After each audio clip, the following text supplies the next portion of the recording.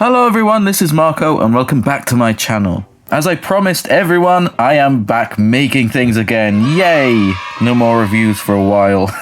So what are we doing today? Well, I did a live stream not too long ago where I painted one of my sculpts to look like Ember, the new Tyrannosaurus Rex from Rebirth. So I thought it'd be a cool idea to sort of summarize all of that into one video. So I took the footage from the live stream of me painting it and edited it down. Gosh, that was a bit hard to say. Edited it down into a video format. But then you're thinking, oh, I saw that live stream. I don't need to stick around and watch the video. I've already seen that. Well, before you go, I am showing some extra footage. Footage of me altering an old T-Rex sculpt that I had and trying to change things around to make it look more like Ember. And I'm doing all of that on a neat program or app called Nomad Sculpt on my iPad. So the first portion of the video is all of that, really. I started with this old basic Tyrannosaurus Rex sculpt that I did some time ago and altered it here and there. Now, I thought that this segment right here would be a good visualization of the differences between the Rex from Jurassic Park and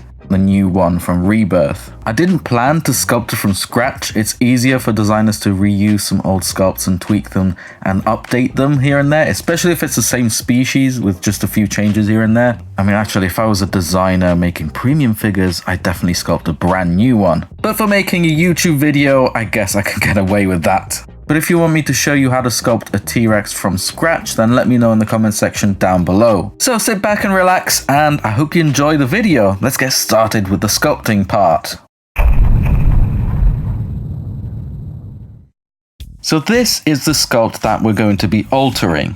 We'll be doing that by taking a look at the source material and trying to figure out and pinpoint exactly what key elements need to be altered. So here's my sculpt of the original Rex compared to Ember from Rebirth. This is an ILM behind the scenes picture of the model used in the film, and instantly we can tell that this new Rex is much bulkier, much thicker, and even in that behind the scenes featurette they did mention that this T-Rex is supposed to be a bull Rex, a nice thick male. So definitely a thicker neck right there. They also seem to have adjusted the positioning of the wrists. The hands aren't pronated, so that's another change we need to do there. And there's quite a lot of work to do on the head too. Let's take a closer look at that. Now the first thing that is iconic to this T-Rex is that big scale on the bottom jaw right there. Looking at it from the front, I can see that the eyebrows need some work as well as the front of the snout. And this angle in particular, you can definitely tell that they used the Jurassic Park ILM model as a base. It just reminds me so much of the Jurassic Park 3 male T-Rex right here, which is the same CGI model they used for the buck, but with slightly different colors. If you didn't know, the ILM models are vastly different from the animatronics. You can definitely tell that the filmmakers based this Ember T-Rex here on the ILM models from the original films as opposed to the animatronics. So the angle of the eyebrows needs to change, the front of the snout, the top of the nose if you will, the cheekbones or jugal spikes, that whole eye orbit area there too. There's a lot of work, including lots of scars and stuff, which is really cool. So let's grab our model and let's get started. The first thing I'm going to change are those wrists and hands. As this model is just all one big piece or one mesh, I need to split the hands apart from the rest of the body by virtually cutting it with this splitting tool. And then I rotated the fingers round and make them not pronated. I made it so the hands are sort of facing each other instead. I'll be doing a lot of subtle tweaking and modifying here and there, reworking the shape so everything looks nice and organic. I'll be doing a lot of that throughout this whole sculpting part. It's going to be quite tough to explain exactly what I'm doing because I'll be jumping back and forth. I shortened the finger a little bit, and I made sure that the definition of the claws is a little bit sharper as well. And then I touched up a bit of the scoots definition on the fingers, and then I meshed everything back together again. But I'm not going to go all out crazy on detailing on this figure. One thing I should mention is that once this figure is printed, it's going to be quite small, so I'm not going to pack too much detail into this. I would normally sculpt every single scale on this thing, but at the end of the day, this is a basic figure. I am going to sculpt all the bigger scales on the face and everything, but again, I'm not going to go crazy and do all the tiny little scales everywhere. Here I'm reshaping a little bit of the arm. The head needs some work. We need to reshape a lot of the head, starting with the back here and the bottom jaw. Now, when I was recording this, the behind the scenes featurette wasn't released yet, so I didn't have very good pictures, except for these ones from the film, to base the sculpt on. So I started to outline the changes that needed to be done. I added the scale right there, just quickly. Added some more bulk around the eye orbit under the eye there. And then realized instantly that I needed to change the eyebrows. So I made the whole head a little bit wider at that point. But since I made that part of the head wider, I needed to bring the eyes in a little bit. Here's me readjusting a bit of everything again. There's a lot of this happening in the video. And then I altered and added a bit more definition on the top of the head where the eyebrows are. Added a bit more bulk on the bottom jaw again.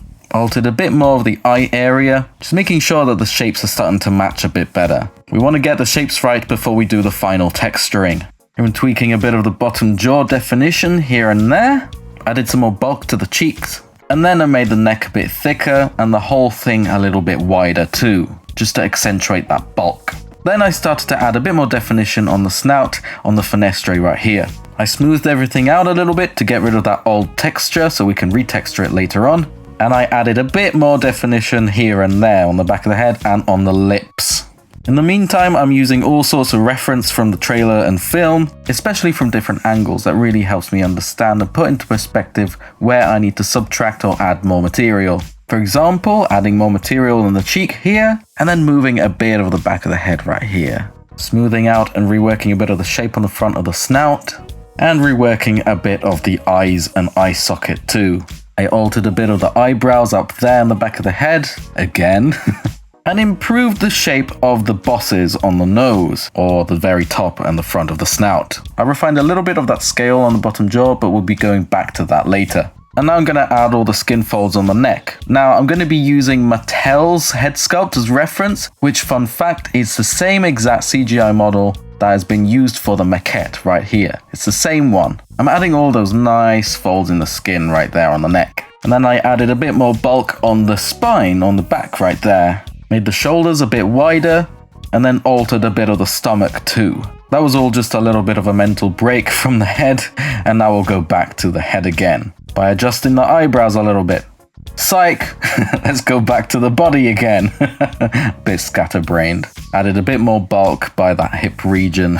Now we're going back to the head, altering a little bit of the front of the snout. And since I have another look from the front view with this picture, I'm going to alter the eyebrows again. Since this is all one big mesh, the teeth look pretty awful. This is not how it's supposed to be done. They're supposed to be a separate mesh, but I can't be bothered. I know, very professional of me. But in this case, it doesn't matter, especially since this is going to be a very small figure anyway. Again, having a new angle with this picture allowed me to understand that the cheek area needed some more work, and I refined a little bit of some definition here and there. And now I can start to add a bit more of that broader detail, like some of the scars, a few scales here and there. And then I realized that the jugal bone needed some work again, as well as the top of the head.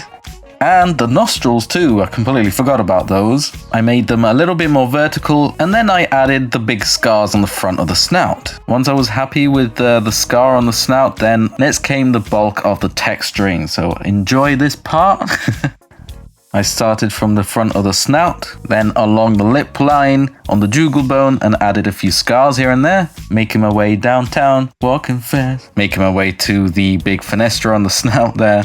And notice how I'm flip-flopping between different reference pictures, making sure I don't make any details up, and making sure that all the broader detailing actually matches the reference material. I mean, as close as I can get it to, considering this is a very small figure anyway. Then I textured the back of the head, and added a few scars here and there again, and then adding all those nicer bigger scales around the eye orbit and on the eyebrows, which then continue on the top sides of the snout, and then I added some more finer detailing on the top of the head and on the snout too. Then I moved to the bottom jaw. I started with the bigger scales, and I tried to make them a little bit keeled as well, which is cool. I fixed some of the scale detailing around the scale, and then I added the finer details around the whole jaw. The bottom jaw has got some interesting detail going on. There's a specific skin fold that carries on from around where the scale is on the bottom jaw, and continues down onto the neck. It's a really neat little detail. You can't see that, but I'm using the Mattel toy as reference, again, because they use the model from the maquette. I'm holding it in my hand in person while I'm sculpting. I added a row of thicker scales down the neck, blended a bit of the texture on the back of the head, and added some nice skin folds on the thighs, which seem to be quite prevalent on this T-Rex design. And then added some nice bigger scales on the knees. I really like adding this detail to most of my figures. The texture was a little soft on the feet, so I fixed that. And then I went around the whole body adding the scars, making sure I followed the reference material and not forgetting any here and there. Which was quite tough because we hadn't really had a very good look at the T-Rex by the time of sculpting this, but I did what I could. And there we go. For a basic figure, I think this is okay. I would normally put more effort if it was a bigger sculpt, but I think we can move on and print this thing. I didn't record myself preparing this for printing, but if you want to see a more in-depth video on how to prepare things for printing, I recommend watching this video right here, where I go ahead and show you exactly what to do importing the model, sizing it, hollowing it out, adding supports, slicing it, and then putting it into the printer and printing. Unfortunately, the printing time-lapse recording failed on me, but after printing and cleaning, this is the print right here, and you might notice that there's a Spinosaurus there too. Yes, I did sculpt a Spinosaurus alongside this Rex, and I'll probably make a video on this too. Because this figure is hollowed out, I need to fill in that hole, so I grabbed some tissue paper or paper towel, and then super glued its butthole shut. Once it was all set, I grabbed a knife and made sure everything was nice and smooth, and then kind of textured it a little bit by adding some lines here and there. Not too worried how good the texture looks there because it's in the middle of the legs and it's quite hidden anyway. And now we can start painting it. I started by mixing this sort of very olive green-ish color for the base color. And I went over it a few times, making sure the paint went in every single nook and cranny, giving it a good couple of coats. Next, I mixed this orangey brown and applied it a bit on the sides of this figure, so a bit on the torso, on the sides of the tail, a bit on the thighs too, just to give some extra variation in color here and there. Then I made this pale green and applied it over the spine of the dinosaur, so on the back and on the tail, especially on the tail. I added some yellow to that mix and put it on the back of the figure. I noticed it was definitely a bit too saturated, so I dulled it down with this grey. And I also dry brushed it over a lot of the figure too, just to dull down the colours a bit. Next, I did the counter shading with some off-white. I applied it with a bigger brush, and then with a wet brush with no colour, I blended it in. I started with the torso, and then on the neck, then on the tail, and then on the back of the thighs and the calves a little bit, and finally on the bottom jaw too. Then I mixed this dark grey for the stripes. Now at the time of the live stream, the behind the scenes featurette video released, and I used that for reference for the colours and the patterns. When I started adding the stripes, I realised I should have added a darker shade before adding the stripes, so I quickly rectified that. And then I carried on applying the stripes over one side of the figure. Don't worry, I'm not going to leave a lopsided dinosaur, I'm going to add all the stripes on the other side later on. I applied some of that colour on the head too, blending it in on the top of the head, on the top of the snout, on the front of the snout, and a little bit on the lip line too. And then I added some black in the eye sockets. I got a thinner paintbrush and painted in some stripes on the snout, and then added some of that counter shading color in the fenestre. Then I blended some of that darker grey on the shoulders and the arms, and then I did the same on the feet too. Next, I repeated the whole thing on the other side, and I'm not going to show you everything because then I mixed some white and some yellow for the teeth. This T-Rex's eyes are a little bit more orange than Rexy's or any other T-Rex in the franchise, so I mixed some orange and painted the eyes. I forgot to paint the jugal spike, so I did that with some counter shading color. Then I got some black, and with a toothpick, I very carefully put the eye pupils on. I mixed some pale pink orange, I guess, for the scars and painted in every single scar.